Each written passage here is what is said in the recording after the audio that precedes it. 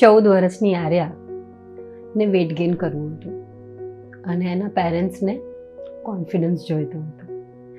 આર્યા જ્યારે ક્લિનિક ઉપર આવી ત્યારે બધા જ એવું કહેતા હતા, તું બહુ પાતળી છે, તારું વજન નહીં વધે.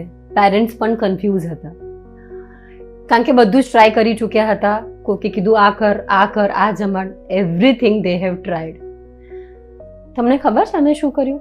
એને જબરજસ્તી નથી જમાડ્યું, પણ એના બોડીમાં એ જે જમવાનું આપીએ એનું એન્વાયરમેન્ટ ઊભું કર્યું, એનું આયર્ન ઇન્ટેક વધાર્યું, એનું પ્રોટીન વધાર્યું, આઉટડોર પ્લે ઉપર ફોકસ કર્યું, ફેમિલી મીલ્સ ઇમ્પ્રૂવ કર્યા, એને કોન્ફિડન્સમાં લઈ એને એનું લોજિકલ એક્સપ્લેન કર્યું, એન્ડ એનો કોન્ફિડન્સ વધ્યો અને એનું વેટ પણ વધ્યું.